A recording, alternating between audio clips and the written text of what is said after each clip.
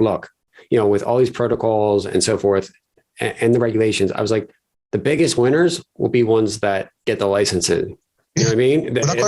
Like if you're dealing with anything with a U.S. person, people, anything related to having some type of U.S. person, I was like, the winners or protocols or something that can get creative and figure out how to piggy bank and get some type of licensing in place, whether it's under an umbrella or whatever that may be, and a way to KYC, those type of clients under the regulatory bodies will be winners. And that's not what people want to hear, but when you're dealing with securities, and that's what I remind you, don't worry about the technology. We're just like the Keebler L's down in the stump, with our cool toys, but in the end, they're securities. And so, the goal for anybody should to not have the U.S. Marshals pound on their door at 4 a.m. on a Sunday morning and, hopefully not shoot your dog, but these are the things that obviously enforcement happens. The SEC, the regulatory agencies, if you start to look at their budgets, they're staffing up for enforcement in a big way across the board. We have an administration that's trying to expand. I'm not going to get into the politics of whether I agree with that or not, but there's once again a budgetary expansion underway. Everybody's scrambling for ways to pay for all this, social whatever. Mm-hmm. We're in an environment where enforcement of taxes, security, literally it's all going to come down to revenue collection from a government standpoint. And, it'll be U.S. Marshals show up at your door at 4 a.m., not a GitHub repository of code, because the law is law, code is not law. Right? I agree. So, so maintaining regulations and compliance, I know you guys also have some type of relationship with Commercium Bank, right? Yeah. So that's been a really eye-opening experience. There's we've got that was my goal when I started 10XTS was let's go recruit an A-list, really hitter team, not from the crypto space, mind you, necessarily. So we put together and assembled a pretty awesome team over the past several years. Last year, when we were finally ready to move out of pilot and kind of go to market with our platform product suite, that COVID hits, right? Well, what kind of crazy idiot takes a product to market like at the beginning of a pandemic, right?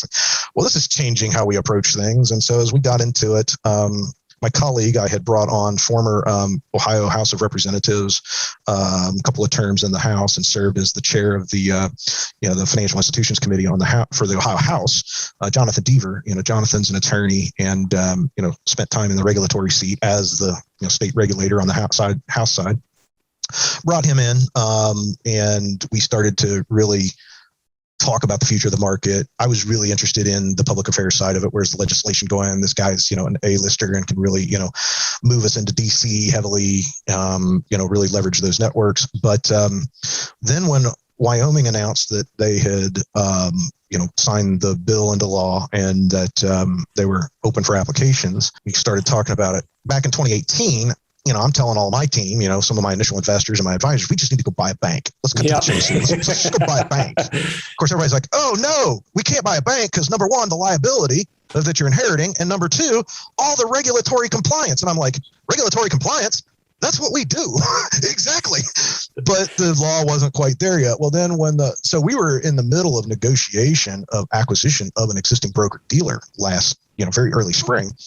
And it kind of, just hit us that we need to revisit that conversation around a bank. And so we made the decision internally, let's separate teams, because a bank is obviously it's, an independent institution. The expectation from the government and the division is to, have an independent board, and there's very specific rules around voting control and what you can do as a, an interlocked company, because it's very highly irregular that a bank application would be presented as a product of what initially started as a software company, a software startup. Usually it's a bunch of, rich, like Ivy Leaguers sitting around, at the yacht club and, hey, let's go start a bank. And then let's go, hire some techies to come in and build stuff. So it was a very interesting process to work with the state of Wyoming. Very cool. I mean, the most progressive regulators I have ever experienced to talk to in my life. And so we started the process of submitting our application last year. We put in our application, got it in just prior to Chris Land was the counsel for the Division of Wyoming's, Wyoming Division of Banking. And he since left. He left at the end of the year to become the counsel and liaison for Senator Cynthia Lummis's office to the Treasury. So he's still around and involved, but, really working with the Division of Banking, our charter application was submitted. We were approved right around just after the first of the year. How long did that process take? Well, the application ended up being about, I don't know, I think it's probably 900 pages. So it took us a better part of a year to write it because, we articulated literally every workflow process, swim lane, and I went on a rating spree. I went and rated HSBC. Of course, it's been no secret that HSBC US has kind of had some trouble. So I went, had some personal relationships in Chicago, and I went on a bit of a rating spree and as part of my assemblage of a team. And we ended up working with some really top tier global HSBC talent that had recently retired and has opened banks in 20 jurisdictions globally as part of their tenure with HSBC. And so we put together a really compelling application. And then, our application was approved, but due to the statutory rule process of how they schedule hearings, and they only meet once a month as a commission and all those things, we had the hearing was June 29th, and so the bank team and the management team and the board went to Cheyenne. It was basically a court hearing, defend their thesis and present to the bank board, and we just obtained our approval. So it's even taken, about 6 weeks to get our approval, but by unanimous vote, we were approved by the state of Wyoming as the fourth SPDI. I say we because, I take a lot of pride and ownership in having been, sort of the catalyst of the process, but make no mistake, under, 56 Bank Holding Act and control statutes and all that, we're but yet one of many players involved in the bank. So it was very eye-opening. The interesting part of the process was traditionally the division will get an application and then they'll, come and read it and redline it and debate you with things. And, about halfway through the process, I'm like, guys, you're asking us a lot of questions that we don't have answers to. And really it comes down to you as the regulators. How are you going to grade the bank? How are you going to examine the bank? What do you want? This has never been done before. So, and so our thesis actually is very unique. We are focused on a couple of key things, obviously providing cash accounts to crypto related parties under proper KYC, AML, but there is a dearth of banking options in the space. If you've attempted to open a bank account for your very basic GPLP crypto fund, even, don't even have crypto. I feel bad for the cryptography guys that actually do crypto software services, because if you try to open a bank account with crypto in your name, the AML department's going to be like, nah, baby, no. So, we've certainly had our rounds in that arena. So cash accounts, payment rails, but then, really ostensibly custody, but custody specifically for digital securities with a very narrow focus and bias around solving that problem.